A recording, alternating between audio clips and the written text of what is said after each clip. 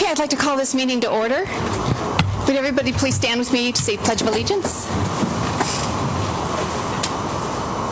I pledge allegiance to the flag of the United States of America and to the republic for which it stands, one nation, under God, indivisible, with liberty and justice for all.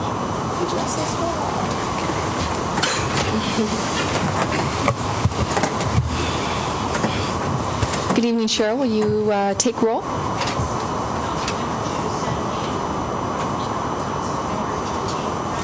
Present. Present.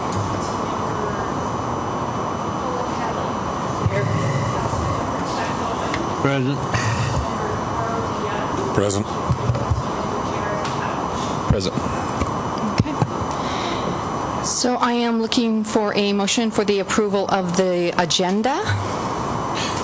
I move to approve the agenda.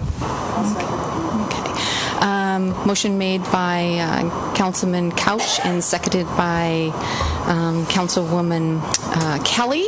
All in favor? Aye. Those opposed? Okay. The consent agenda. Is there any discussion regarding the consent agenda? I did have one question. Yes?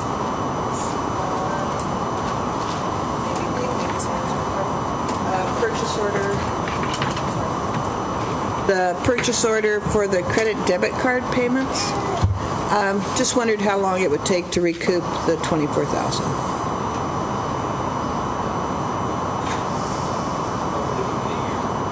Oh, that's very good. Okay, thank you. Okay. So are there any other questions? I am looking for somebody to approve the consent agenda 1 through 9. I move to approve the consent agenda items 1 through 9. Second. Okay. The consent agenda 1 through 9 has been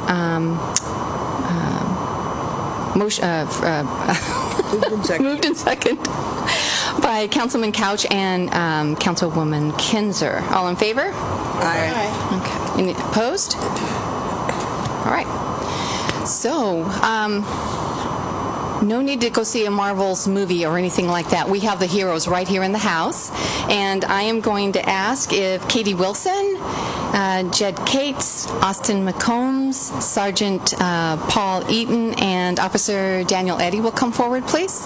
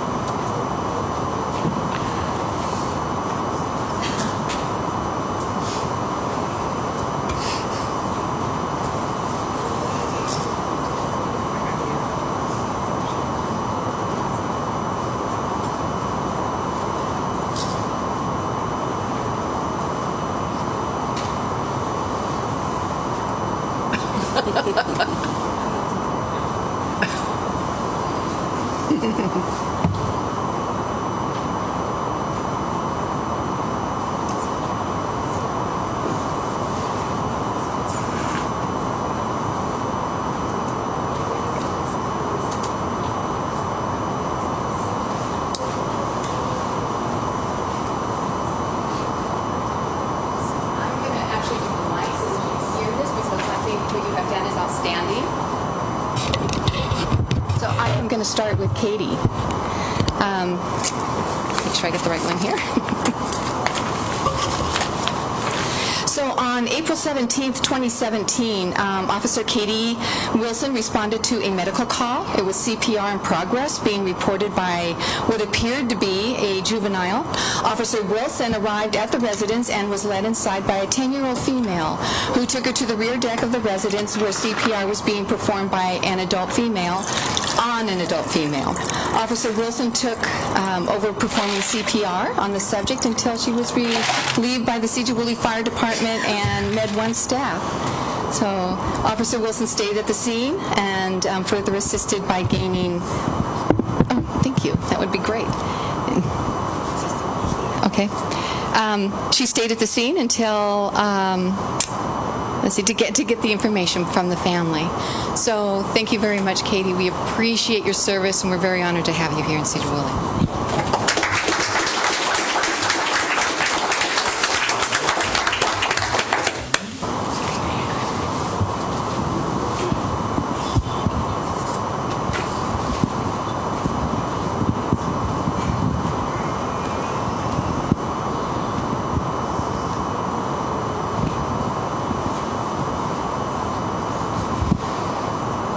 Okay. And then on June 25th of 2017, the Sedro-Woolley police officer Jed Cates and Austin McCombs responded to a report of a medical call, CPR in progress. The officers arrived on the scene, and they quickly took over the CPR that was being done by the person who had reported it. The officers continued to perform CPR until the Sedro-Woolley Fire Department and Med-1 staff took over.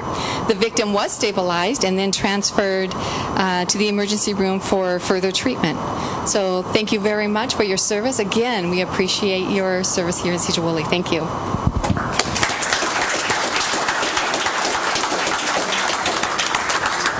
Thank you.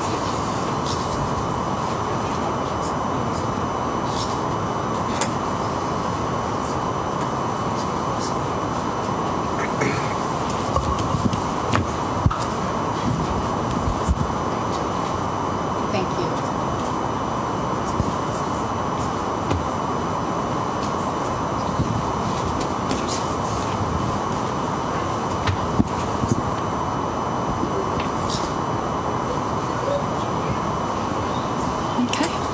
And then we have Sergeant Eaton and Officer Daniel Eddy. And on August 21st of 2017, Sergeant Eaton and Officer Eddy responded to a report of a 9-month-old that was choking. Officer Eddy arrived at the residence where the mother handed the child over to him, telling him that the child was choking on a piece of plastic. Officer Eddy noticed that the child did not appear to be breathing. Sergeant Eaton arrived on the scene and observed that the child did not appear to be breathing, and Sergeant Eaton used his finger to clear the obstruction from the child's mouth, which allowed the child to breathe again. And Officer Eddy took the child out to the aid crew, who was now on the scene. And after being assessed by the aid crew, the child, it was determined, was responsive and did not need to be transported. But again, you know, for your service, being there for the child, being there for all of the citizens, thank you for everything that you do.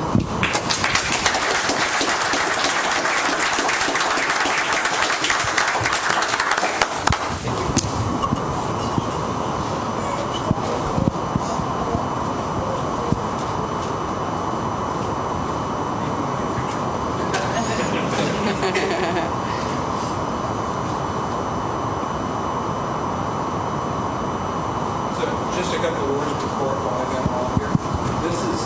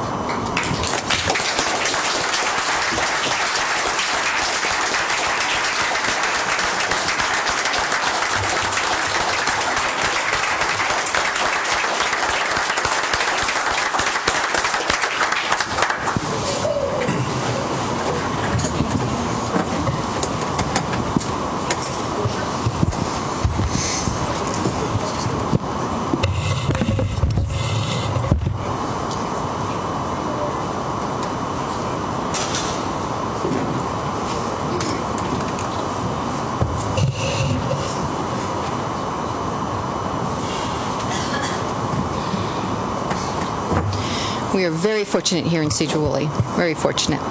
So up next, the Skagit Valley Tulip Festival presentation, and we have Cindy here, who is going to, she's actually the executive director, and she's going to be giving us a little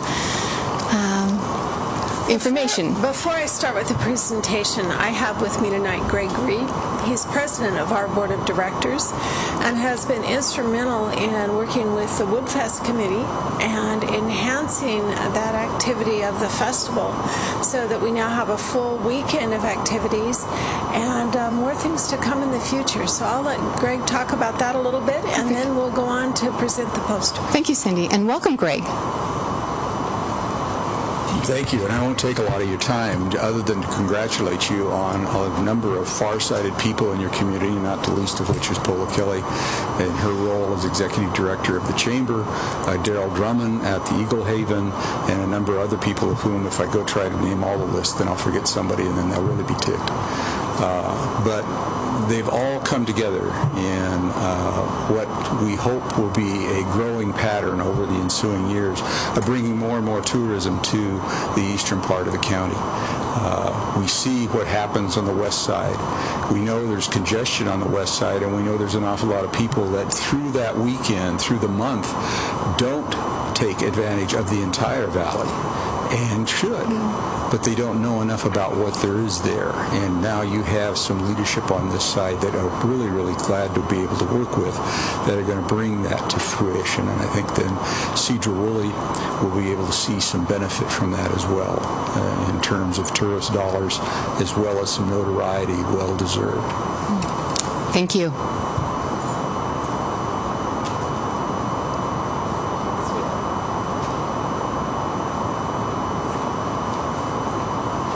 So one of the things that the festival does each year to help promote our valley, to promote the tulips, and to promote all the communities here is we put out a brochure.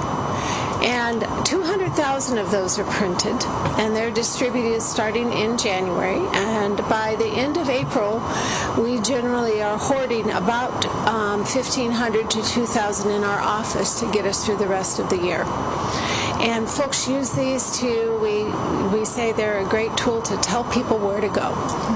And it has a whole schedule of events up front that talks about all the different special events that happen during the festival, places to eat, places to stay. And for us, it's one of those signature pieces that we really use as a very good tool to promote our valley. Now, on the front of it is a lovely poster. And I'm going to show the audience, and then we'll show the council. So this is the 2018 poster. And the artist is Melissa Jander. And Melissa has created just a lovely, bright piece that if this doesn't say spring, I really don't know what does. And it just makes you feel like you can just walk out in those fields. And of course, when she visited last year to make her sketches, it was a rainy day. And so she said, I have to include water and I have to include a little bit of mud because that's part of what makes Skagit Valley the perfect place for agriculture. So without further ado, I'm going to have Greg present Mayor Johnson with this poster. And I'm going to take a picture, because we'll put it on Facebook so our 57,000 followers can see it.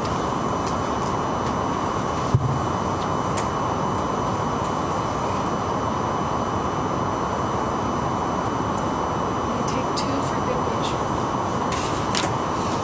Thank you very much for your support, and I look forward to seeing that in City Hall somewhere. Thank you very much. Thank you. Cindy, you might remember. Pardon me? Oh, our gala. If anybody wants to come, you should. It's a lot of fun. It is on the 29th of March, and we have it at the Swinomish Casino and Lodge, and it is a great evening for Tulip Festival fans, and we have a really fun time. It's dinner, dessert, we have entertainment. There's a raffle that includes $5 tickets for a whole bunch of wonderful merchandise that's been donated by folks around the valley, and I encourage you to come. It's a really nice evening, and I think you would enjoy it. Thank you, Paula. Cindy, I was wondering, what time did you say that was again? On the 29th? It starts at 5:30, and we have you out of there by 9 o'clock. Because that's what our fans like. And the tulips will be blooming that Easter weekend, and so most of the folks there will want to be out and about very early the next morning. So it's an early evening, but it's a really fun one. I hope you can come. Thank you again. Thank you for coming. Thank you. All right, and then we have on our schedule a YMCA update, and it was supposed to be Renata, but she's not feeling well, so Bob is here, and he is going to give us an update. Thank you, Bob.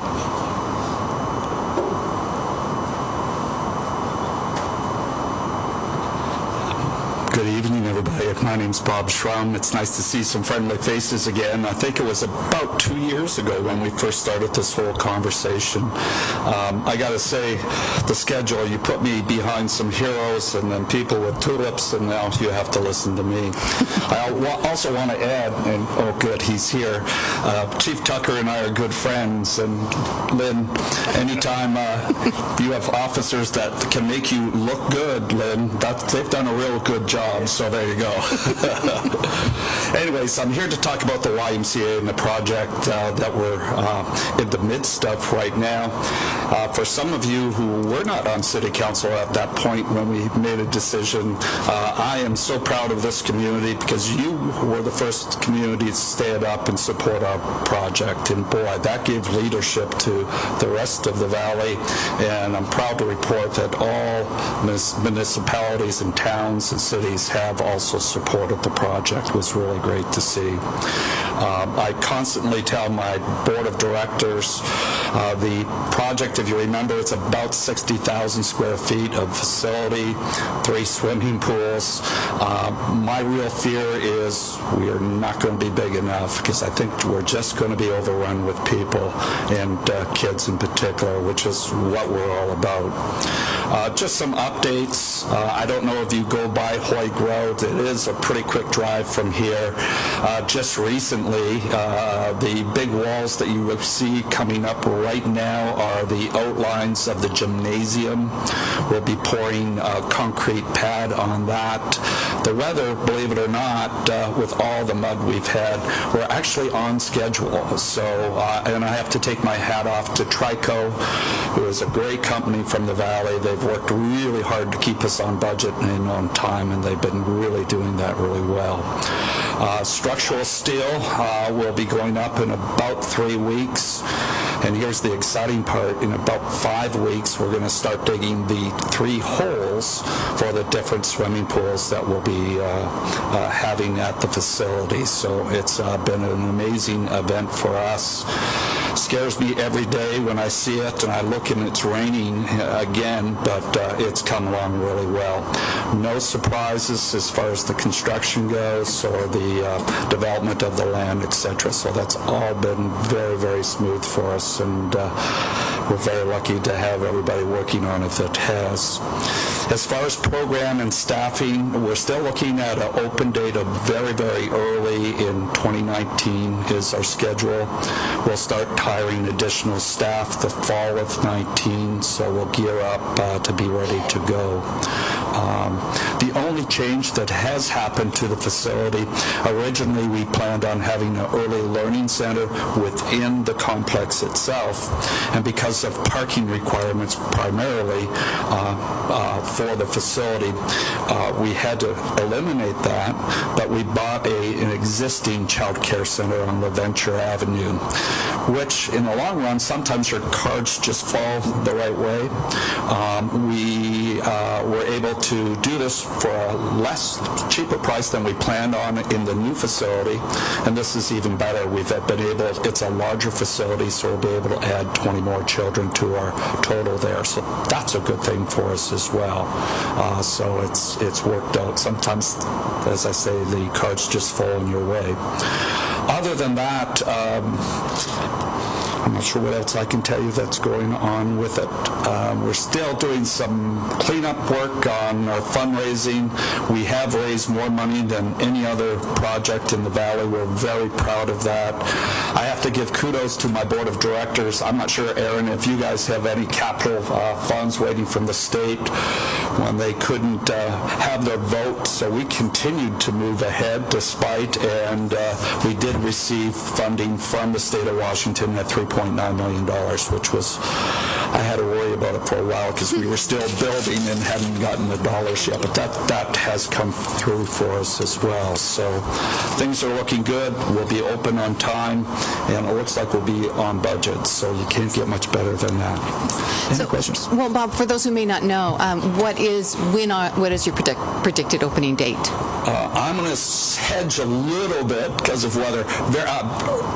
February of 19 is kind of the, depending on final permitting of the facility, but I expect February, March should be the time for us, which is very, very quick. It's the way it's coming up, it really is. But again, TRICO have done just a great job for us. Thank you. Question. Do you know what what the city is planning to do with that intersection right there at Adventure and... Boy, I am, yes, at the current time with the PATDM, paid for 2 traffic studies. I can tell you that. We didn't trigger the next step for that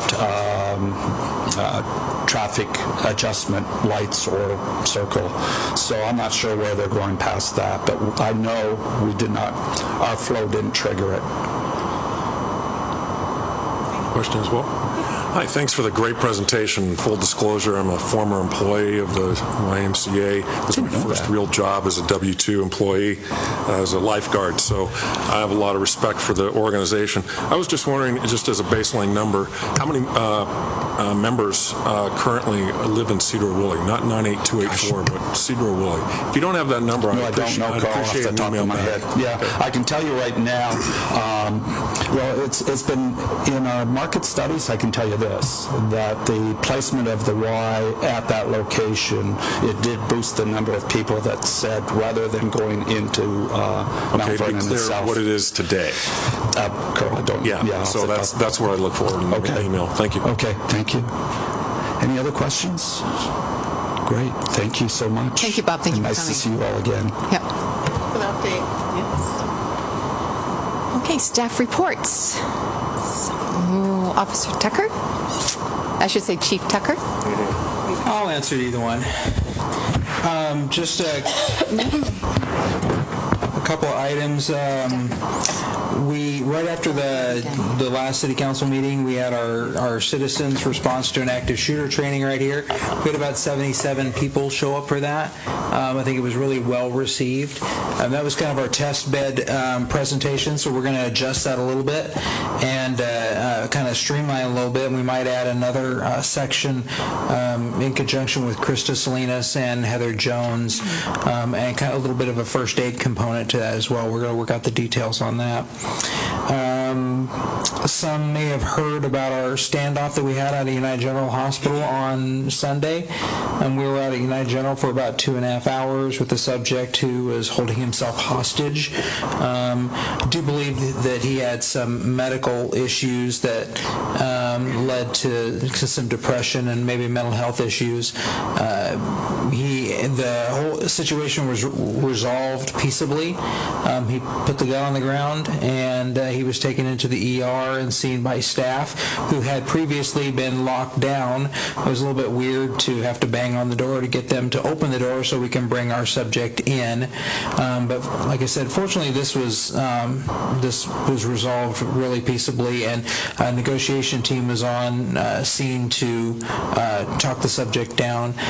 We've since done something we haven't ever done before. We've sought an extreme risk protection order, which is a fairly new thing for most of us, and we can petition the court to get a restraining order which puts restrictions on the concealed weapon permit, and also doesn't allow for the legal purchase of any other firearms until there's been a time when that subject can go to court and have a hearing on it. So we sought one of those, and that was granted, and it's been served on him. He's currently in St. Joseph's Hospital receiving medical treatment right now and mental health treatment. Today was the Sedro-Woolley, or the nationwide school walkout at 10 o'clock. We had probably about 100-ish kids walk out at the high school, and it was exactly what we thought it would be. They were very peaceable. They walked out. They had some protest signs up, or not really protest, but some information signs up, and stood around the flag for 17 minutes, and then peacefully went right back in the school. Something similar happened at Cascade Middle School as well at the same time, and everything went just as we had kind of expected it to. I think Burlington or Mount Vernon, I can't remember which, or I don't know which one it was, they had a march around town that went on for about an hour. So I think it was a little bit more involved over in Burlington. We were listening to Burlington manage theirs, and the kids were hiking up and down the boulevard. So it was a little bit bigger deal for them. And finally, something we've put out to our all-city staff, we've gotten a recent newer homeless subject that's cruising through the downtown area. He's not new to the city. He's been gone for a while. But many years ago, I think Chief Klinger and former Chief Doug Wood had dealt with this guy, and he ended up pulling a knife on them and cutting Doug with the knife. That subject has some serious mental health issues.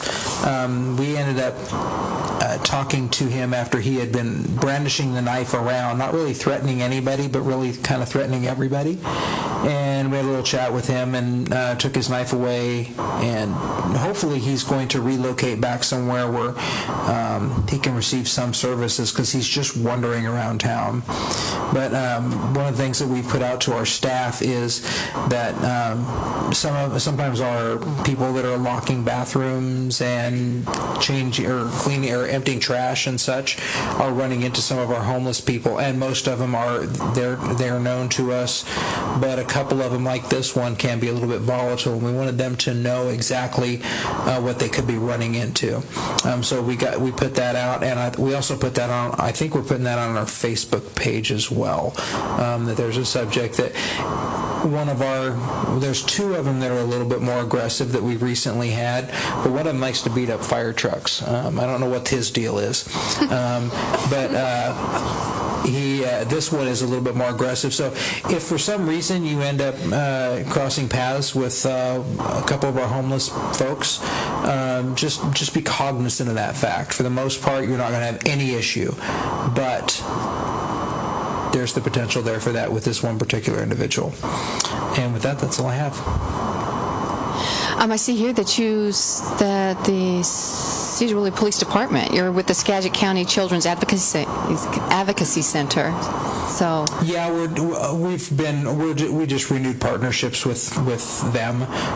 We use the Children's Advocacy Center on a regular basis for interviewing children.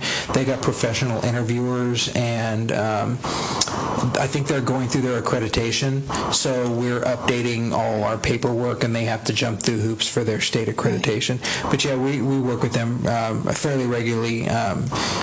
Detective Sorsdahl and Detective Hannah Waltz are over there getting interviews for kids pretty regularly. Yeah, they're a great organization. I was glad to see. Yeah, I was glad to see that we're a part of that. Thank you. I have a comment for the chief. Yes. Thank you so much for putting on the forum, and attended and well presented, and stayed in the lane, if you will, right, for the discussion, and I felt the officers did a really good job of controlling that discussion, and it was good to have the community heard and also get some information there. That then was used at Representative Larson's Coffee on Saturday. Folks began to extol the virtues of what's happening in Sedro-Woolley, and I wanted to thank you for sharing that program with his staff. Again, Sedro-Woolley police being on the front edge of this and out front. So thank you for that hard and just to give points to the folks that really deserve it. Sergeant Eaton and Sergeant Harris have been really involved in this active shooter response, the whole program, training other officers, and then my three active shooter instructors, Officer Carroll, Officer Hull, and Officer Rogers, put that program together with that in mind, and it was really beneficial for us to actually work that program that night, see what was needed and really what we could call out of that, and then maybe add something else to it, which Krista Salinas and Heather Jones's consulting business, they do a Stop the Bleed program, which is a 3-hour training. We're trying to pare that down to maybe a 1 hour. We have an hour of active shooter response and maybe an hour of some sort of mini first aid without getting to the real Stop the Bleed is a little bit more in depth than you would want to do on carpeting because they fake blood and do all sorts of stuff, and it might be kind of a bit much. But thank you. Chief Klinger. We have nothing, Mayor. We haven't broken anything this last 2 weeks, or we haven't had anything bad happen, so I'll take a pass. Well, I got to say, y'all know how to cook. Thank you again for dinner the other night, and it was great to meet everyone. So, yeah, thank you. John? Excuse me. So the Planning Commission is going to be taking up the rezone issues that we spoke of last time, and then also looking at planned residential development updates. We discussed that last time also. So I guess I don't really have a whole lot new to report. Did you want to talk about this a little bit? I know you gave it was informational. I don't know if you want to share. At the work session March 7th, I did not attend that. I guess the council discussed some topics such as how much impact fees are and what that, what it really looks like for a single-family house or for an apartment building. So that's just some basic information about exactly that, how much a 12-unit apartment complex would cost for building permits and impact fees, and how much it is just individually. Okay. Thank you, John. Mark. Thank you, Mayor. I'm going to walk over here to the screen. I have a couple of things that I wanted to talk to you about tonight. First of all, you have a flyer that's being passed around now for the joint DOT, WashDOT, and City open house that we've got scheduled for next Tuesday at the high school cafeteria. And this is the one that I mentioned to you last time was being planned. This will be a joint presentation of transportation and utility projects that are going to be taking place in the city and the vicinity during 2018. Patsy, would you switch it over to the map? I think it's on your home page. There we got it. Now, it's a little hard to read. I'll get this posted up on our website tomorrow, as well as distributed to the various providers and other interested people in the school district.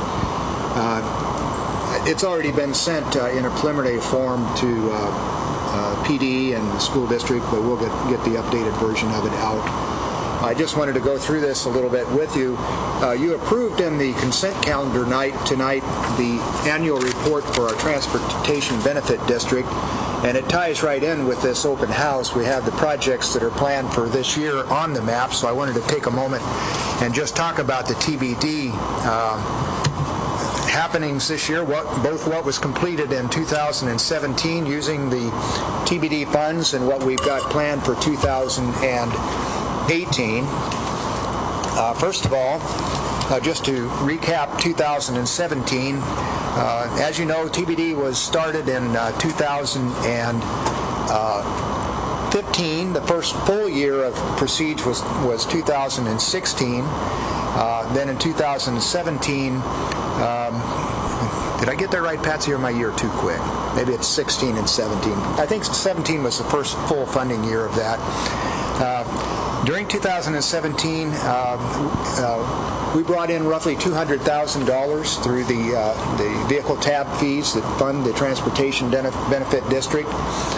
We expended on projects in 2017 almost $299,000. It was a combination of the SR20 Cascade Trail Sidewalk Project,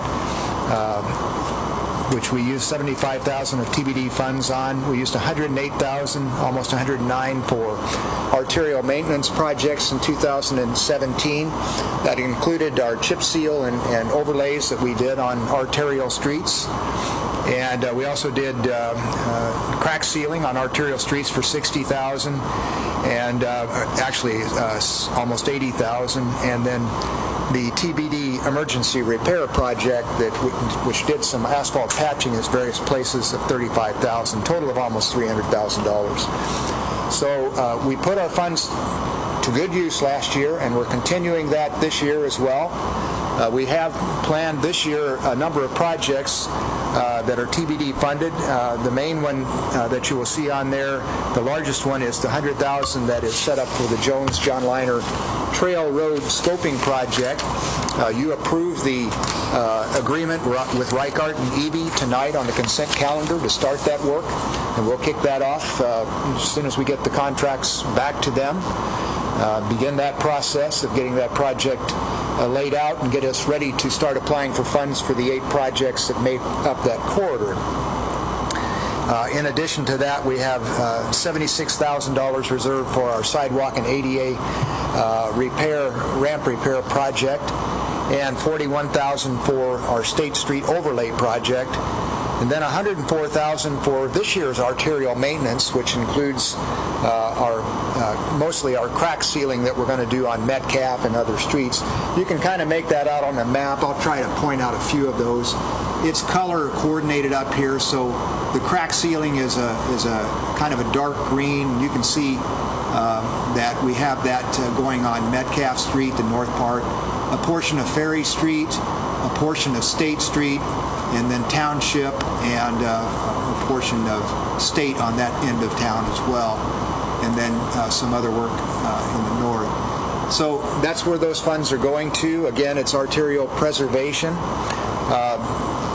And then you authorized a few meetings back $10,000 to support DOT's project that they're doing on Highway 20, their overlay project. During that project, they're going to revise the signal at the Ferry Street intersection and restore the left-hand turn motion, which we've been talking about and wanting to get it done for quite a while. That is going to happen as a part of that project.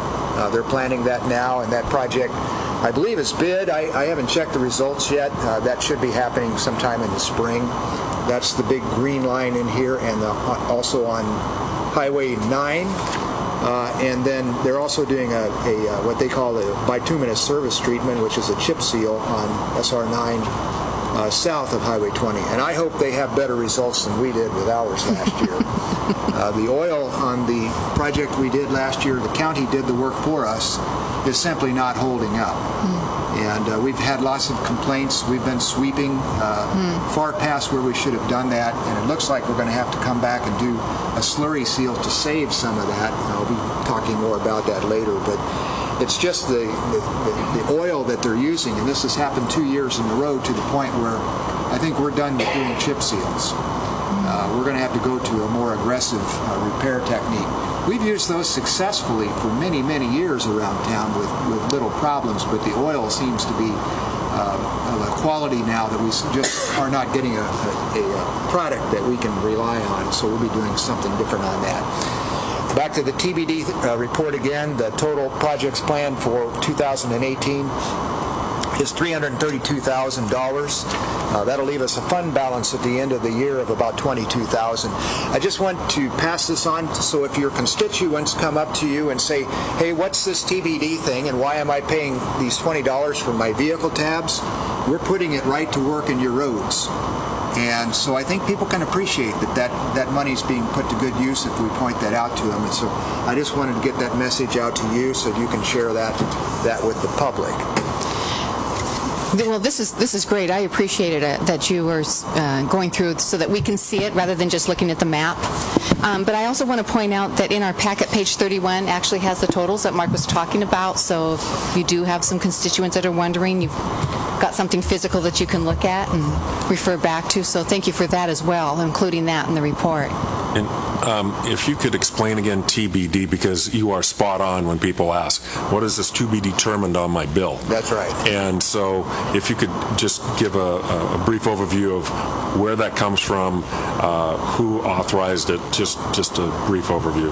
Yeah, the Transportation Benefit District is a provision allowed by state law. It was authorized 2015, somewhere around in that neighborhood.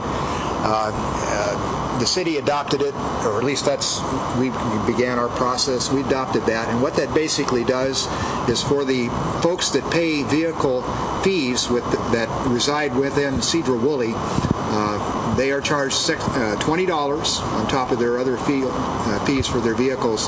That comes right to the city of Sedro-Woolley through Skagit County for use on arterial street projects in the city, and it's limited to that use on arterial streets.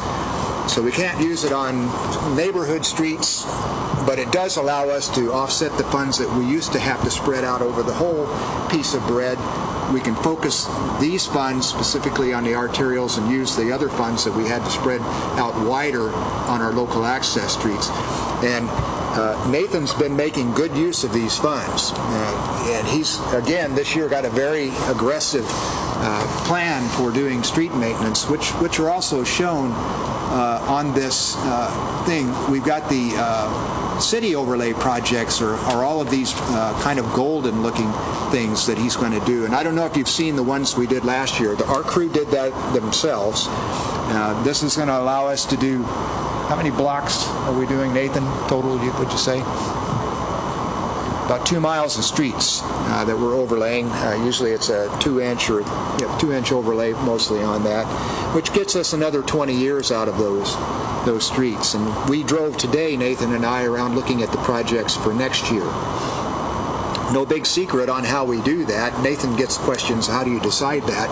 It's not rocket science. He picks the ones that are the worst.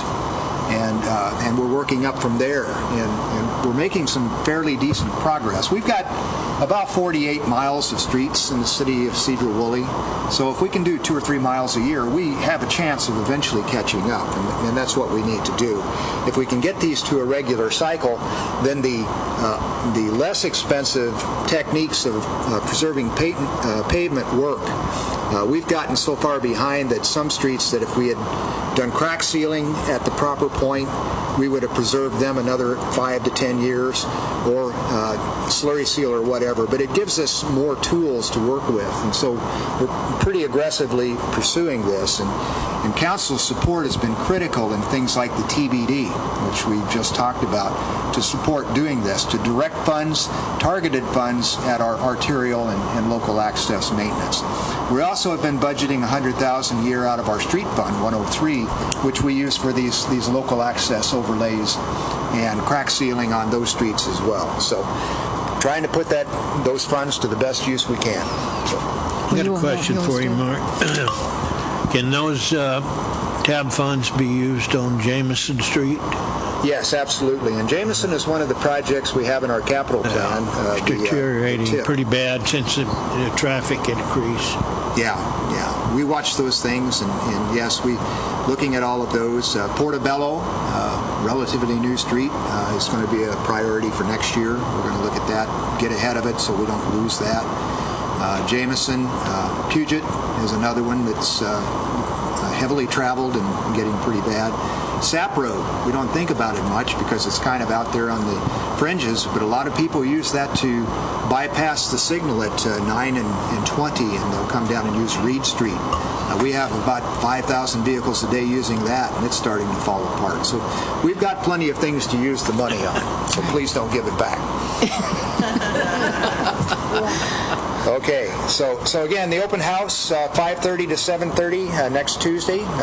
Certainly welcome to come. DOT will have engineers and planners there with displays up showing their projects, the ones I just talked about, as well as my staff will be there. Nathan will be there, and we're going to talk about both the local streets that he's going to do with his crew and the projects that we are planning to construct with contract labor. Patsy, if you wouldn't mind putting the map up just a little bit, I'll take just a moment more and talk about the arterial projects we're doing this year. Of course, Fruitdale's the big story. We closed bids on that today. We had 8 bids. The low bid was from a name that you heard just a little while ago, Trico. Trico Constructors Incorporated was low bid by about less than 2% today. Strider and SRB, two other well-known companies, were just a little bit higher than them. Any of those would have done a good job. I checked references on TRICO because I haven't personally worked with them in my tenure here, but they have a sterling reputation around the area, and so we're expecting they'll do a great job for us on building that project and having that done towards the end of October this year. In addition, we have the TIP-funded State Street Overlay Project, which we'll be doing. It's the three yellow sections you see on here that we're doing. Pick up the worst sections with an overlay, and in between that, we're doing crack sealing to cover that whole section from Highway 20 into about 4th Street.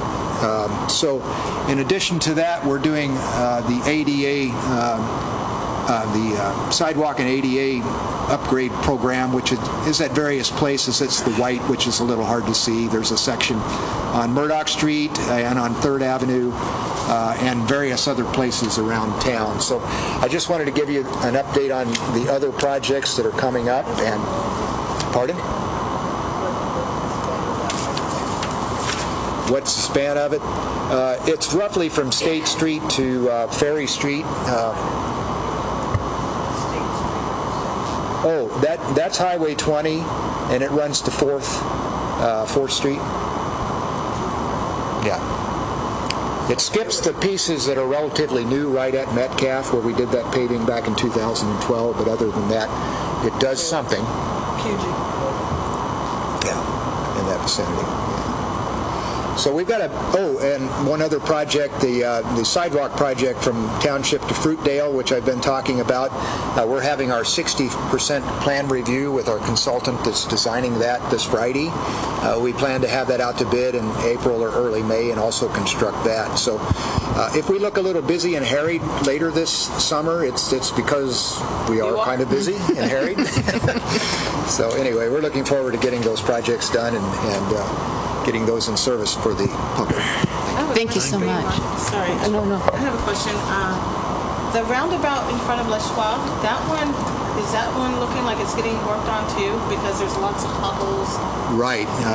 DOT will be overlaying all the way through there, and as they do the work, there's one catch basin in particular that's failed pretty badly as you're approaching from the west. Our crews will come in and fix that before they do their thing, and then they'll overlay through there and fix all that in there. So it should look much better and function better when it's all done.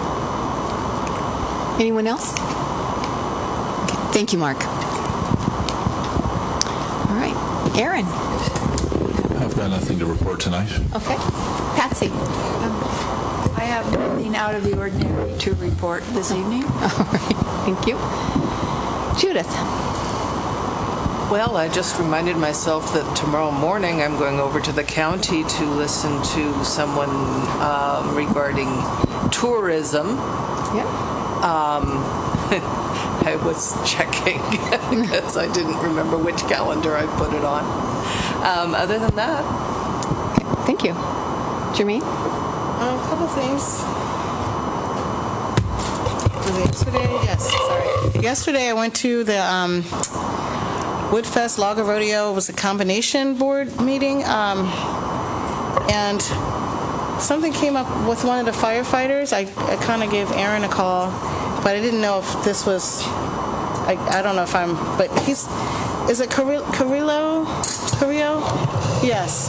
He did a little presentation and saying that he wanted to kind of kick off that competition thing between the fire department and the police departments. And they just need the funding and the advertisement. And so I just kind of wanted to put that out there. I asked them if, I know they don't have a lot of time, and Aaron kind of informed me that too. Someone could do a presentation so we can know what that's about. And then maybe gin up some sponsorships if somebody could do. I just think that no one really knows, because they've only done it a couple of times. We've been doing the firefighter competition for numerous years, and we've taken a break. It's the Volunteers Association that puts that on, and it's a new, I don't want to call them a new group of kids, but they're young gentlemen that are in there trying to restart that. And so, yeah, I can talk to them about trying to do some type of program for the city council. If you would like me to, I can bring them in, and they'll give you an idea of what it is they're looking forward to. Yeah, so that maybe the public can, ask around about sponsorships and this and that. Also, on the 9th of this month, I did a journalism panel at the high school. We're talking about the importance of fair journalism, and that was interesting. We have a really good journalism program here at our school, and it's actually very informative, and I don't know, gosh, for some reason I'm forgetting her name. The instructor, the journalism instructor. Anna Freeman. Thank you. She did a really nice job. So we have some wonderful kids here doing some great work, and very intelligent kids. And I think that's it. Oh yeah, there's a Live Your Dream Award Sedro-Optimus is doing, I think, before our next meeting. That's for women, and that's going to be at the Skagit Swinomish Casino, and that's for women who are trying to go back and get another education, or further their chances for another job, career. Mostly for single women or women who have experienced abuse. And those tickets, I believe, are $30, and that's at the Swinomish. I was looking for their information, but I would just contact our local Sedro-Optimus, maybe even at the Walnut Tree, if you get a chance. It's really uplifting. That's about it, I think. Brenda? Nothing? Paula? Couple of things. Monday night is a project called Raise the Roof, put on by Habitat for Humanities. And I don't know how many of you are familiar with the fact that our geometry and construction class will be participating in a build this fall. And this is one of the ways in which our CTE classes are really utilizing the education that they give the kids. And at one point I heard a young man talking about how he did not like math. He didn't like math at all. He didn't feel it had any relevance to his life. And he started that class, and they were teaching him how to figure out how much lumber it took or how much carpet it would need, and just, how that measuring worked and how geometry would help him with that. And now he loves it. But he also is doing something he loves, which is construction. So if you're so motivated, I encourage you to participate in that program for Habitat for Humanities and supporting them. Also, tomorrow is a program at the county, as was mentioned by Judith. It is about the tourism promotion area, and it's being presented by a group out of South Seattle who have a tourism promotion area now.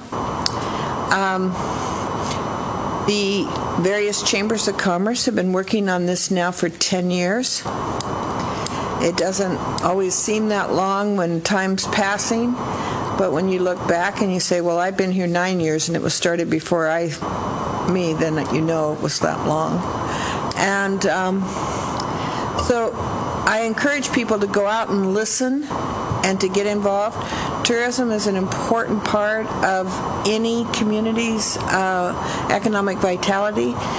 Our state just funded some monies towards a state tourism promotion area. However, it does require some matching on the part of the communities that receive it. So if we want to get anything outside of Seattle, we've got to be doing things too.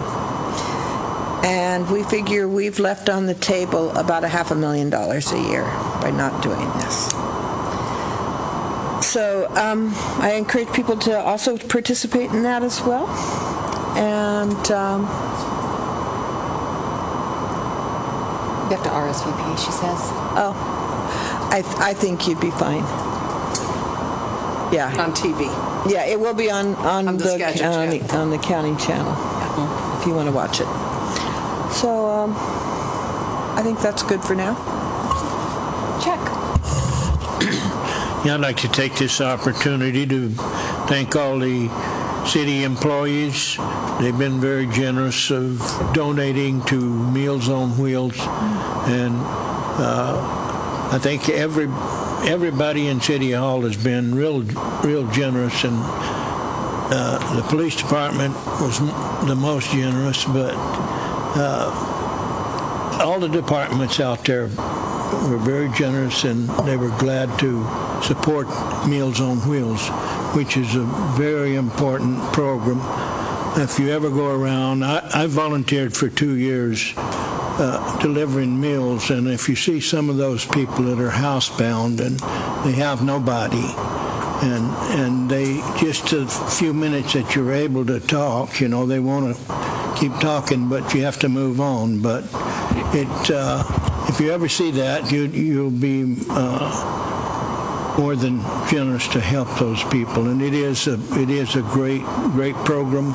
If you ever have a chance, go down and get with one of the volunteers and go around with them, and you'll see how appreciative those people are.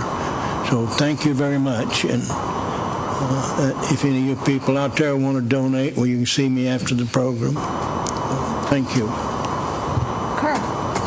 Thank you, Madam Mayor. I reserve my comments to good of the order. Thank you. All right.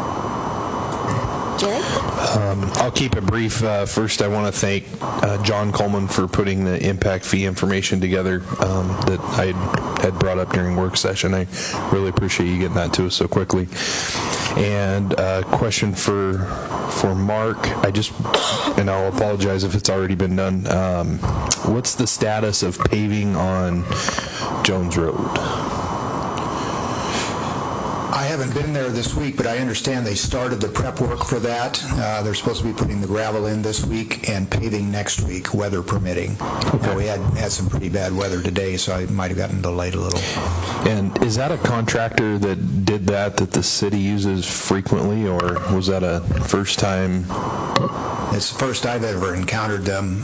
They were obviously the low bidder that the builder picked. The builder picked, and yeah, they simply. At the end of the day, they built a project that works fine, but it was a long time in doing. So.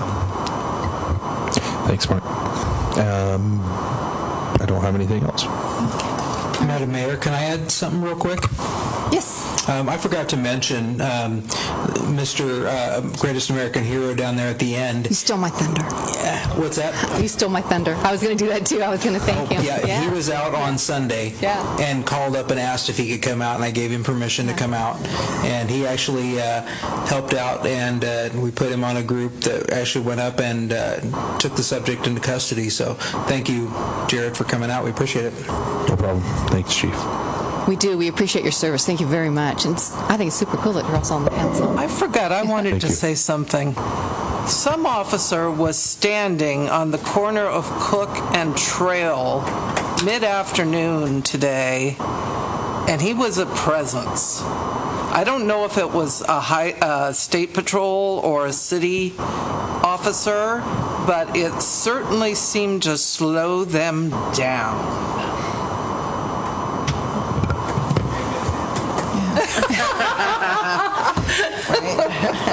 All right, so I have just a couple things. This is coming up, so something to put on your calendar, but March 31st, down at Riverfront Park is going to be the Easter egg hunt at 1 o'clock for those of you who may have children or grandchildren or know people who have children.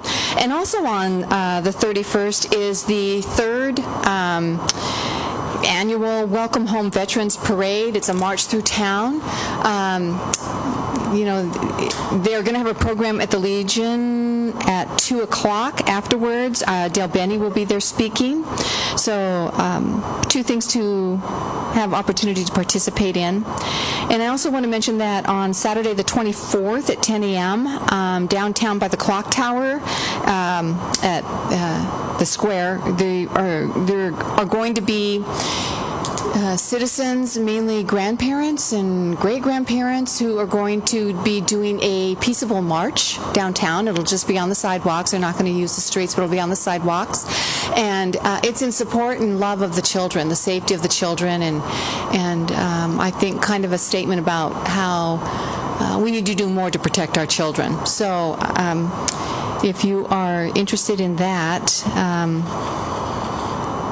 let's see, she didn't leave her number here. Anyway, they'll be meeting on the 24th if you want to participate in that. Oh, do you? Okay, yeah. So 360, what is it? Yes, yes. 360-856. Perfect. Thank you, O'Neill. Thank you very much. Okay. And that's about all I have. So I will open the public comments right now. Madam Mayor? Yes? And council, I must leave. We only have 2 rehearsals before Easter, so I'm going to choir. Okay. Oh, all right. Sing well. So it is... Madam Mayor, I move to excuse Councilmember Dunleavy. Do I have a second? Second. All right, so all in favor? Aye. All right, opposed? Nay. Okay, one opposition. Couch.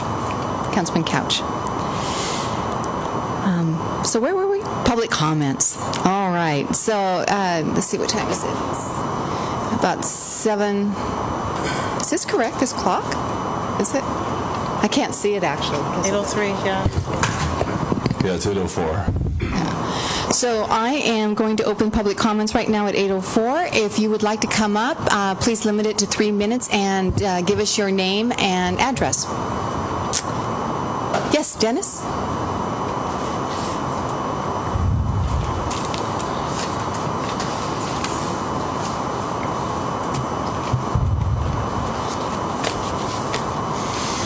I only think of things when I come here, so I don't have any idea if I'm coming up or not. But there was a couple things I thought of, and 2 of them are visibility on our streets. And I know that there's been some work on Ferry and Township. When you look to the right, you cannot see cars coming. They've got a bush there that's in their property on their side of the fence, but you cannot see traffic coming from the right side unless you're almost all the way out beyond where you should be with the front of your car. And I was wondering if somebody could take care of that. It's been going on forever. Somebody went over there and trimmed part of it, took a slash out of it, but you still cannot see those cars coming from the right side. Anybody who drives down Ferry, gets down to Township, look to the right and see if you can see those guys coming. I can't. And then you got to look back to the left, and everybody's moving at a pretty good pace. And they had the same problem in Burlington at one street, but this one's in this town, and we don't seem to be doing anything about it. I was wondering if somebody could go over there and talk to the guy or maybe cut it down for him. The other one is on State and Woolley. I mentioned, I know Brenda's pretty busy with a lot of stuff, and I mentioned in passing one day to her. It's where the laundromat there is, and you're coming on Woolley, and they got the espresso stand here. You cannot see the people coming from the right if they're taking all those slots in front of that store where the dry cleaner is. You look to the right, line of traffic, line of sight, you cannot see the cars coming until you're out in the street almost. And then you got to worry about the guys coming from the left. And they're all moving at a pretty good clip, and it's just really hard to see what's going on. And I was wondering if somebody from the city could maybe take a look at that and see if maybe they could move that parking back at least 1 car place, because there's plenty of parking normally in that little area by the cleaners, that little section they have in there, and there's other parking too. So, I mean, I just thought of that tonight because it's been going on forever and nobody seems to look at it. And the last, well, not the last thing, but on the, if you're downtown and you have that crosswalk on Metcalf going across the street diagonally, it goes right into the handicap parking spot there. And I'm handicapped because of my neck. I have real bad stenosis in my neck and arthritis, and I cannot turn around as much as a lot of people can to see who's in that crosswalk. I think it's just a really bad place to have a crosswalk right where you got handicap parking. Handicap parkers are backing right into that crosswalk, and it's right in the middle of the block. It really doesn't need to be right there at that location. Maybe if they cleared the parking out, we're short of parking, so you probably want to keep that parking space.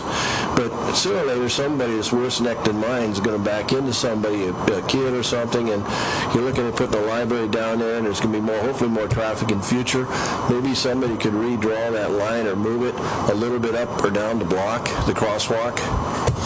And the last thing is on those sidewalks that everybody talks about. I live on Telcott, and I get up on that 200 block of Telcott, and those sidewalks are bad. And they're bad because the streets, or the trees are pushing those roots up and pushing the sidewalk up. And most people can't afford to cut a tree down. You can't do it anyway. That's city responsibility to cut those big trees on the boulevards down. But that's what's raising that sidewalk. So if the homeowners are responsible for the sidewalk, but the city doesn't correct the problem that's causing it, I don't know who's really liable there, but possibly instead of replacing the sidewalk, which is going to come up again, perhaps they could just be taking out the sidewalks and use gravel there, because it'd be a shame to cut those trees down. So maybe somebody can take that as on as a project and see what can be done, because I walk in the street at night, and I carry a flashlight, and it's a hassle. All those sidewalks are lifted and cracked. And to think the homeowners can take care of it, they can't. It's coming from roots of those trees. So unless you're citing them and tell them they got to do it, it still falls back in the city. And of course you can go to court and every attorney has an opinion, but why go to court over something you can see it's going to be a hassle? You know, the crosswalk and those trees and things like that, be a big help. That's it. Okay, thank you. You neglected to give your name and address. I know it. We know who you are, but please, for the record, would you? I don't want to leave my name anywhere anymore. Dennis O'Neill, 109. I'm sorry, Dennis O'Neill, 109 Talcott Street.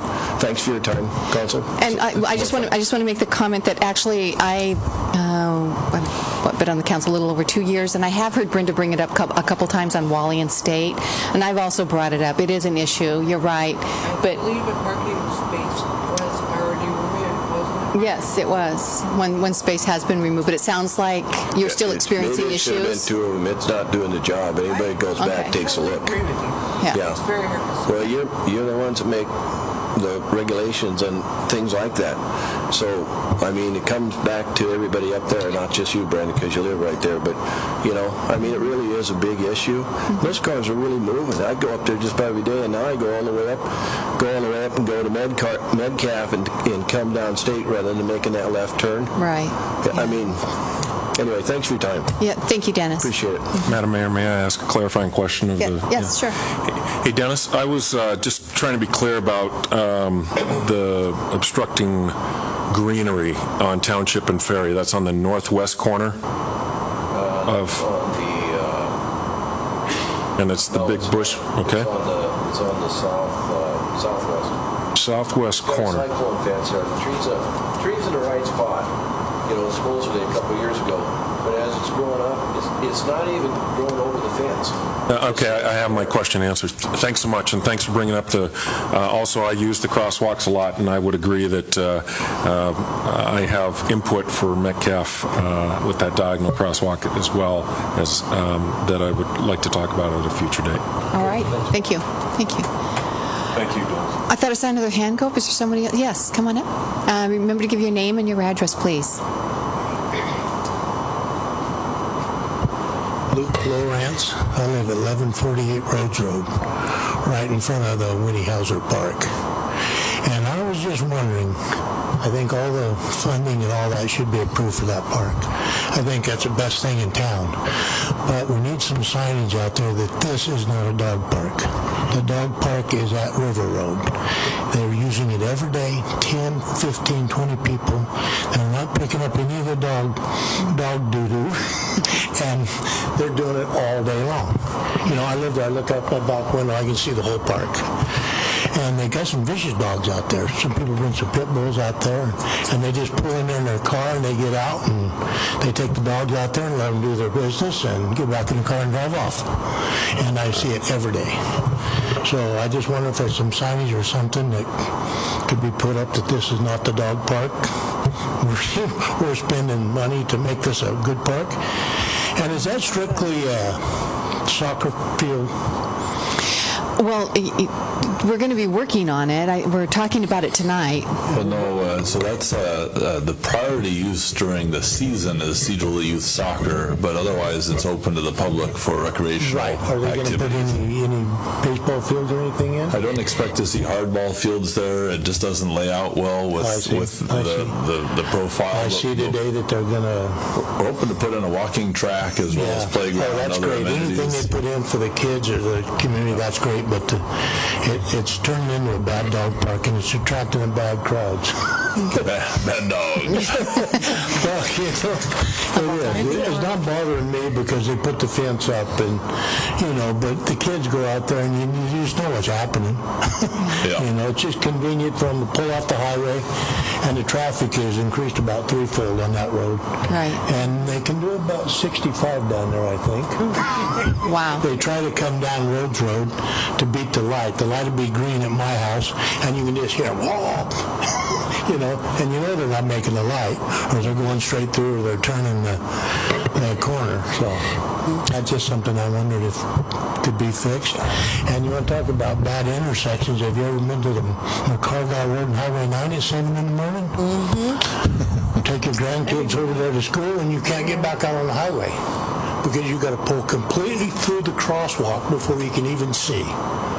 You have to come completely through the crosswalk, and the crossing guard's standing there going, the kids can't even use the crosswalk because you have to get all the way up in the crosswalk to see to the north, and the semi-trucks and the log trucks and the buses. It's a bad intersection. Go drive through there at 7 in the morning. And it takes about 10 minutes to get out of the school parking lot back to there, and about 10 minutes to get left or straight across. Either way, even with the crossing guard there. So that's a bad intersection.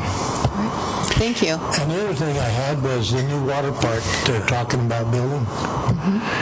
I think that's just age. I think that's for the younger kids. That doesn't do anything for the 13 to 16, 17-year-olds that need something to do.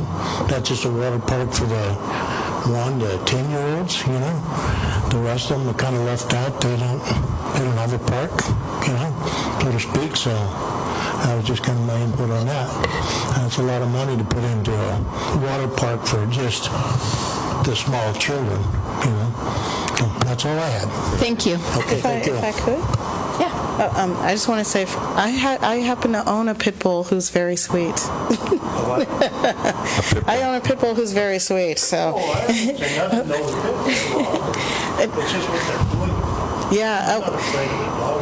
And I drive the intersection pretty much every day at Highway 9 and McCargo Road. And the traffic does go pretty slow because there's always, even coming down the hill, and there's not even a whole lot of trucks that time in the morning. Go in there, turn, and come back out. I do that too, and it's tough. You have to pull completely through that crosswalk. The front of your car has to be on Highway 9 so you can see. Yeah. I personally don't have that issue, but I know that there's a lot of traffic. And actually, I did talk to Mark about, and that is in the works, about getting... They should have made a walking path so the kids can get into the junior high where the fence is on this end. They have to walk all the way down and across where the traffic is coming out of 3 little narrow lanes there, and you can't turn in and out of there very good. Okay, thank you. Thank you. Thank you. Anyone else? Okay, I will close public comment at 8:16. On to new business. So, Ian, the Downtown Association, doing a presentation. Thanks for having me here again. So I've been working with a lot of you guys over the last couple months and some of you over the years, and we've put together finally the Sedro-Woolley Downtown Association.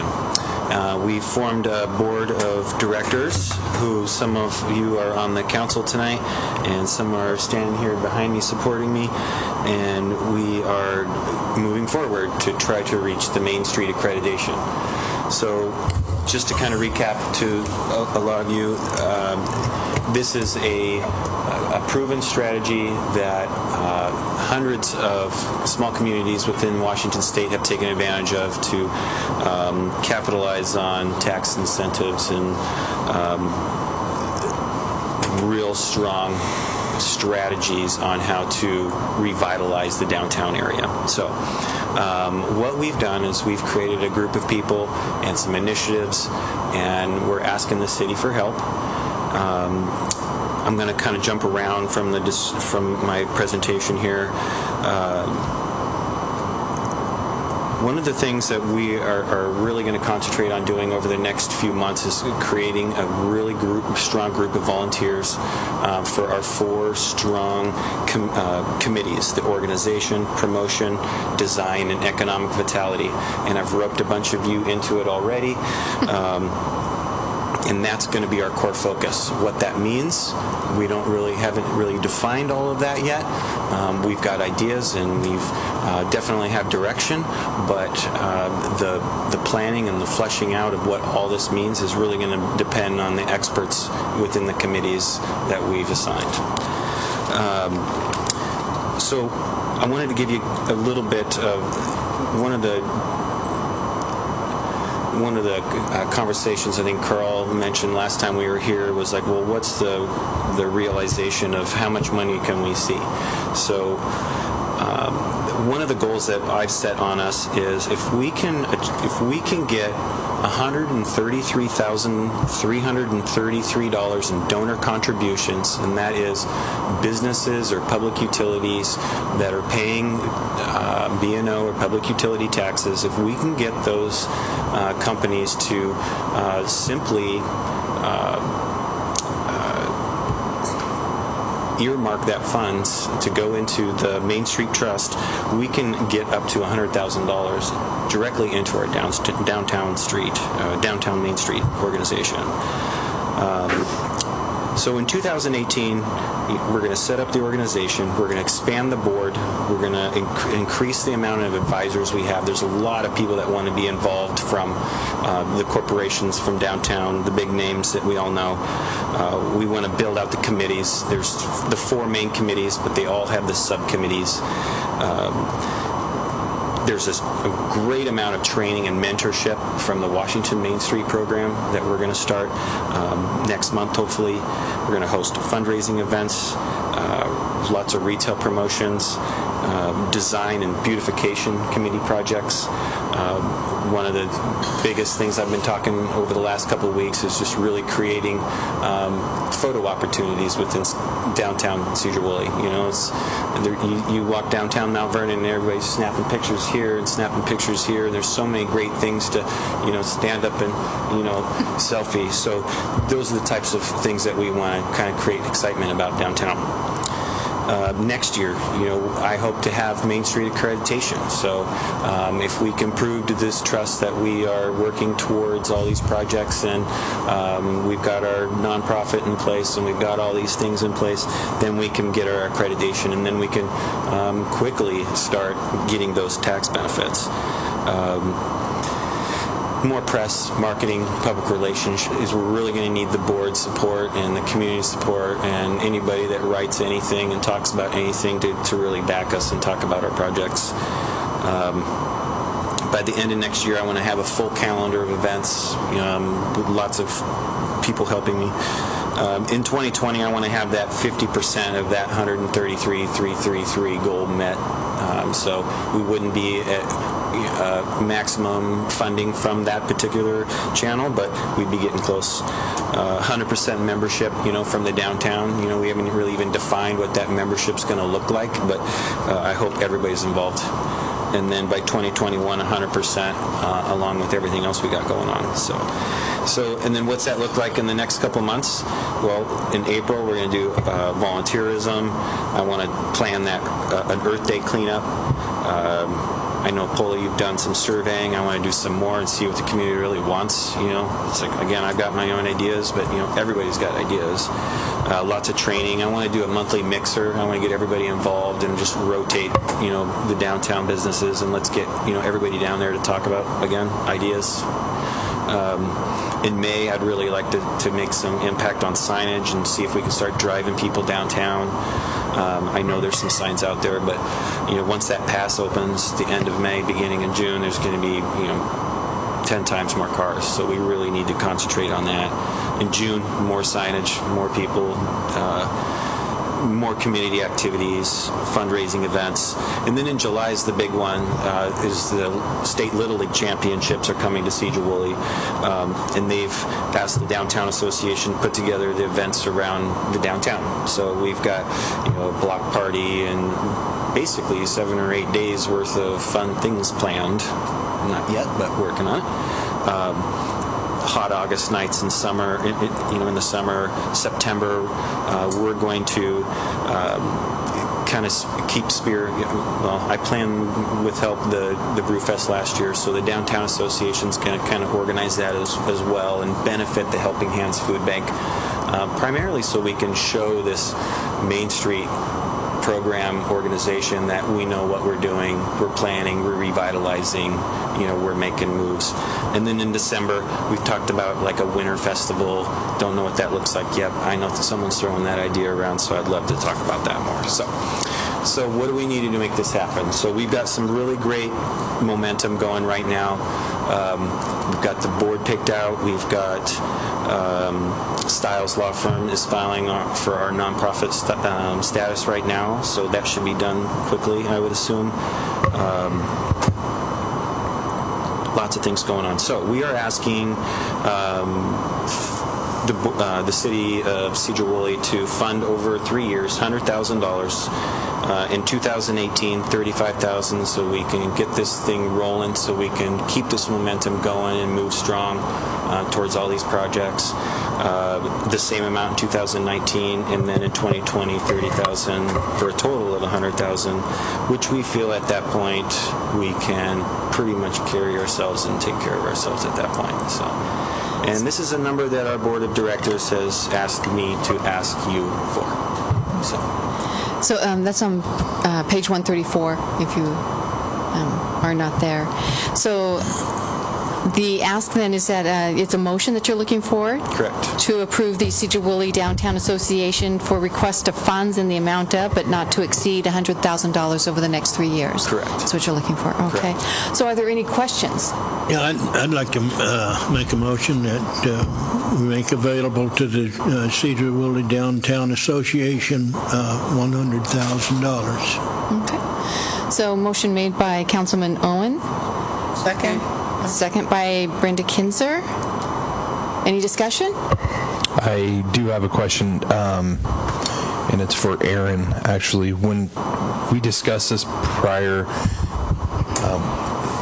where are the funds coming from? I know we had talked about that, so what's fund availability that we're pulling from? So I think that's what, Fund 115? Council Strategic Fund? Yeah.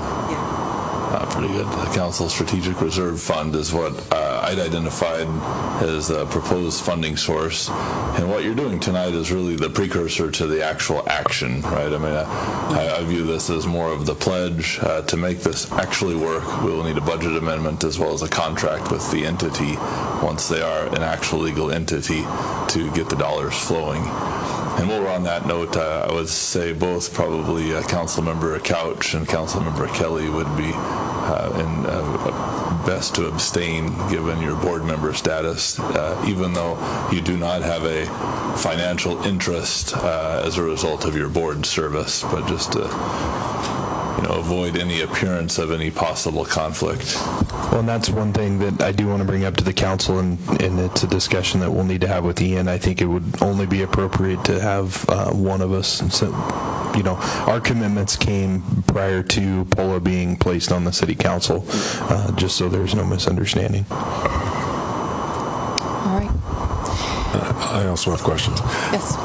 What other sources of revenue are you looking for? What are you anticipating from the state? Well, again, a couple years down the road, we can kind of count on that Washington Main Street Trust Fund of a certain amount, which kind of taps out that B&O and the public utility tax incentive. Wasn't that under attack in Olympia this year? Don't know that. Yeah. The bill of concern didn't delete the funding. It limited who could potentially become a Main Street city. Could you repeat that again, Aaron? Yeah, they're getting a little cold, so the hearing is... So two things. One, that bill died in committee, and the bill didn't delete funding. What it did was, under the guise of expanding the Main Streets program, which I think was the short title, it actually made it so cities such as Sedro-Woolley could not apply to be a Main Streets program. So I guess what I'm trying to communicate is funding that's anticipated from other resources that I don't see listed here. I would be interested about where you're going with the state, where you're going with the county and other government entities, and that's not always sustainable, and that's not always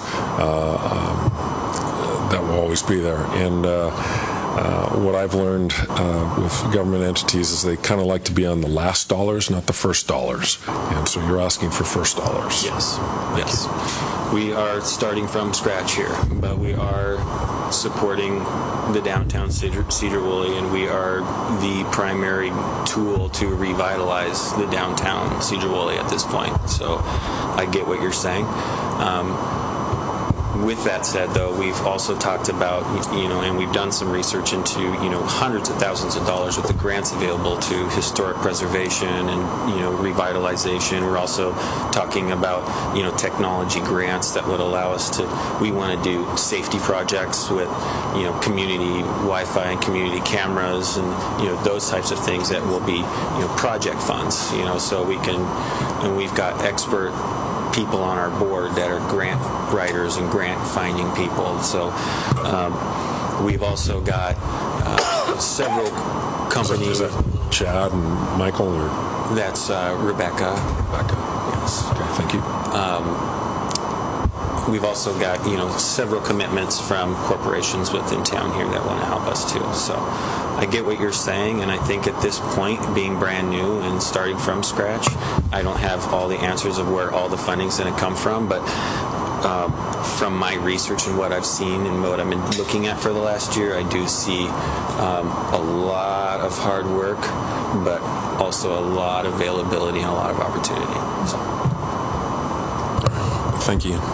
And I would flip that around and actually say that, from my view, the city asked Ian and his group to step up, and what we indicated was an openness to front-loading, which I agree is atypical for the governments that don't like to be the first in, but that's exactly what this group needs, is that launch. Yeah. And I think, at least in my mind, there's an expectation that once they become a recognized Main Street entity, then the city will have an ongoing commitment through our public utility tax to supporting it. So, whatever the city donates to the Main Street program, 75% comes back as a state credit. So it's a pretty good bang for your buck. That is, every dollar we donate, 75 cents is returned to us by the state government through that program.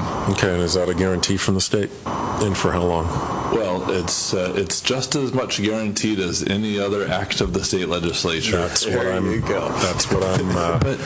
to. But I would say the Main Streets program is a long-standing program that has enjoyed great success. Yeah. And they do seem to get concerned about dollar amounts. It's not a huge cost to the state government, and I haven't seen a great deal of effort to curtail it. It seems like there's pressure every year to expand it because they run into caps. So most of these Main Street communities, or a lot of them, my understanding, already receive the maximum available funding. And I think I may have relayed, we heard stories from the director at DAP, the Department of Archaeology and Historic Preservation, who oversees Main Streets, that they had tax parties. So the evening before a business could go online and donate, the Main Street program would host all their big donors, have nice dinner and drinks, and then at midnight you log in and you had to race to donate, because it was the first donors would get to choose where their dollars would go. And they've corrected that by now allowing multiple rounds with maximums. So the first round, everyone can get an equal amount distributed across all the Main Streets programs in the state. So you still have to fundraise it. You know, you're not going to get money from Port Townsend or Mount Vernon. It's just going to be your money. But you don't have to do it at 12:01 a.m. on the first day of the authorization. So, you know, we'll see. The legislature can be a fickle body. Any more questions? So I just want to make one comment. I fully support this and know that this is something our community cares greatly about, and we can't be left holding the bag just in fear that that there might be a change in the legislature, because we still go forward with road street improvement projects and many other things that we rely heavily on state funds. So I think it's something that we definitely need to pursue, and we have an obligation as a city to support a project like this and a group like this, and we can't, it's our city, it's our downtown to take care of. Yeah, I concur with that, and I think almost everybody on the council here ran on, one of the premise of revitalizing downtown. Well, here's the opportunity to do it. Here's our chance, so. Can I make a comment, please? Yes. I'm very, very pleased with the group that you have as the board of directors, a very vibrant, energetic group of people, and for that reason, I'm not too concerned about funding from one source disappearing, because I know you'll find a way to make it happen. Exactly. If funding disappears from here, then you'll find it somewhere else. So I'm confident that it's going to go forward very productively. Thank you. So we have a motion on the floor. We have Owen, who made the motion, Kinzer, who seconded it. If there are no more discussions, all in favor? Aye. And let's go with a show of hands, since we have two that have abstained, right? Okay. So, can I see the vote by show of hands? Are you for it, Chuck? Yeah. Yeah, okay. So, all right. Motion carries. Great. Thank you, Ian. Thank you. Thank you for your time and energy into this, too. So just for the record, it's 4 in favor with 2 abstentions with council members Couch and Kelly. Yeah. 1 absent. All right. The Memorial Park renovation and splash project. And looking for a vote tonight. This would be resolution 982.18. Who's going to speak to this? Does anybody want to speak to this? Nathan? It'd be me, if you can hear me. Can you hear me on this? You just have to hold it close.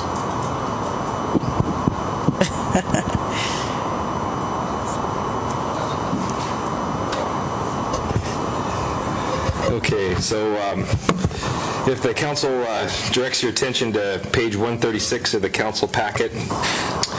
So the issue at hand tonight is should the City Council authorize staff to apply for RCO funding through the Washington State Recreation and Conservation Office for our Memorial Park revitalization project. So two of the City Council critical goals and objectives for 2018 are to revitalize Memorial Park and to prepare for a major park expansion utilizing RCO funding. So this project that we're applying for accomplishes kind of both of those goals, kind of kills 2 birds with 1 stone. So I think everybody's familiar with the project. We applied for this same grant in 2016. The program is on a 2-year cycle. So in 2016, out of 77 total projects across the state that we're trying to get funding, our project ranked number 27. And you really have to be in the top 20 to get funding. So we just missed it. So since then, we've been working to improve the weak areas of our application, and we're planning to go for the money again. So So the elements of just for everybody that might not know, the elements of the plan are 2 new picnic shelters with barbecue pits and picnic tables and all the site furnishings. Revising the parking at the site there, we're going to add some parking, and then doing some improvements to the outside of the senior center and community center. And kind of the big ticket item is the splash pad.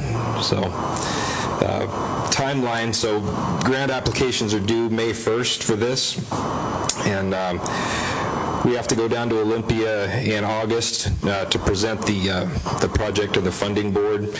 And if we're successful, we'll know by the end of this year if we're going to get the money. And then the grants are officially awarded in June of 2019. And then if everything goes planned, we would start the project, or start construction of the project in the spring of 2020, and hope to have it open for use in June of 2020.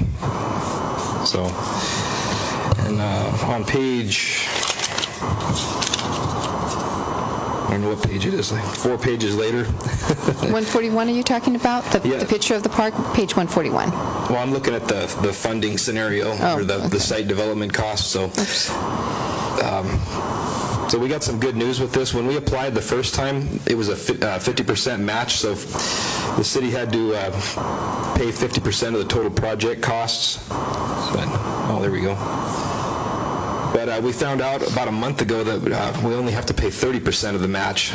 So if you look on that page there, the sample, so it's $817,000 is the total project price tag. So it's a pretty big ask. But the RCO total is $408,000. So the state would cover $408,000.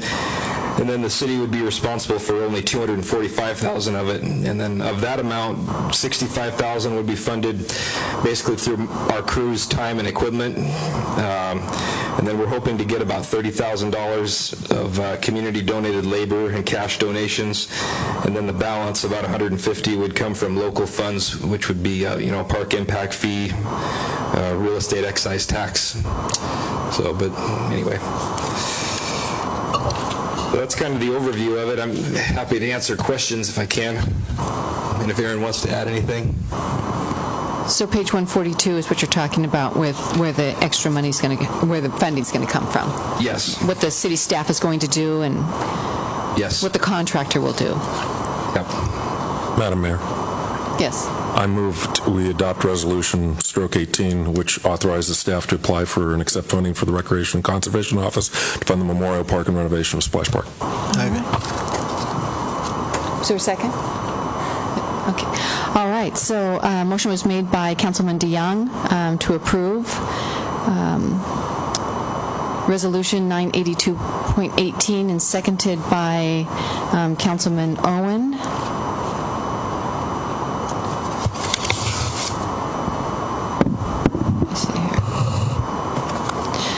So, all in favor? Aye. Aye. Those opposed? So the motion carries to adopt Resolution 982.1, which will authorize staff to apply for and accept funding from the Recreational and Conservation Office to fund the Memorial Park renovation and Splash Park project. Okay, thank you. So the next is the Winnie Hauser Park and Playfield RCO grant application. This is also a resolution. It'll be 983.18, and it is found on page 144. Is this you also, Nathan? Yes. Thank you. So, 144 of the council packet is my memo that addresses this thing, and this is that very similar program. It's also through the Recreation Conservation Office, but it's a specific grant program for youth athletic facilities. That's the only thing the money can be used for. This grant program is a lot easier to apply for. We just have to have a really good, strong application. We don't actually have to go travel to Olympia to apply for it, so that helps. So the next page, B145, is kind of a sample layout that talks about what this grant would hope to do for us. And kind of the amenities of this project would be a restroom facility for Hauser Park over there, and all the utilities. We'd have to run electricity, install a septic system, that type of stuff. We want to complete the fencing around the whole site. We want to pave and stripe the parking lot, because I don't know if anybody was out there during soccer last year, but we've kind of got people parking just every which way, because if you don't help people see where to park with using lines and parking bumpers, they'll kind of park kind of goofy. So we're thinking we can fit a lot more folks in the parking lot if we pave it and stripe it. So, and then that'll also help us, right, we won't have to spray the weeds in the parking lot too. So the grant would also pay for bleachers so folks can watch the games, some picnic tables, and another piece that's really, really important is an automatic irrigation system, because we ran sprinklers out there all July and August last year, and no matter how much water we put out there, we couldn't keep it green. And part of it is because we're watering in the middle of the day when our staff is there, so we want to have an automatic irrigation system that pops on in the middle of the night. That's the best time to water, so you're not losing all your irrigation water to evaporation. So those are the big elements of it. Madam Mayor? Yes. I move adoption of Resolution 984.18, which authorizes staff to apply for and accept funding for the Recreation Conservation Office to fund the Winnie-Hauser Park and Playfields Improvement Project. Motion was made by Councilman DeYoung and seconded by Councilwoman Kelly. Any more discussion? All in favor? Aye. Those opposed? All right, so we have adopted Resolution 183.18, which authorizes staff to apply for and accept funding from the Recreation and Conservation Office to fund the Winnie-Hauser Park and Playfields Improvement Project. Okay, thank you. So that is all for new business. We do have informational items. Is there any comments or concerns people have about those? If not, we'll move to the good of the order. Mr. DeYoung, I believe you had... Yeah, thank you so much for bringing up a great event that's going to be happening on the 31st of March down at Riverfront Park in our ward. I encourage everyone to talk about it and to attend. It should be a lot of fun. I have had a great opportunity to take a tour with our city supervisor, attorney of our wastewater treatment plant, and also the Public Works. And I had a question from a constituent about what kind of methane, what kind of greenhouse gases are coming off of our wastewater treatment plant. And I was very pleased to hear that we have a anaerobic system versus an aerobic system, that we don't need to close the loop on that greenhouse gas. We're not flaring methane gas off at the plant. And I was happy to report that back to the constituents as well. Also, a constituent issue that came up, as was brought up in public comment, about we got this great splash park. What are we doing with our preteens and teenagers, especially for night? And someone had brought up the suggestion of a teen center with night hours for our young folks to have structured activities. And so I'd like to see us have that conversation going forward as well. And I think the library, I wasn't able to attend the Woodfest conversation on Wednesday because I went to a library meeting where they were talking about becoming more open for the youth in the region. Very good work that's being put forth there. They're talking about a pilot project there that I'm excited to see developed. Also walked my ward to talk about the upcoming sidewalks. Information that you're going to be getting in your utility bill here in a couple weeks. Folks, I think, will be in for an education of what that's about and how the laws are structured. So always willing to have that conversation with folks to see how we can meet you, how you can meet us, and have safe sidewalks. We do have vulnerable users out there that use our sidewalks. That's their main modality.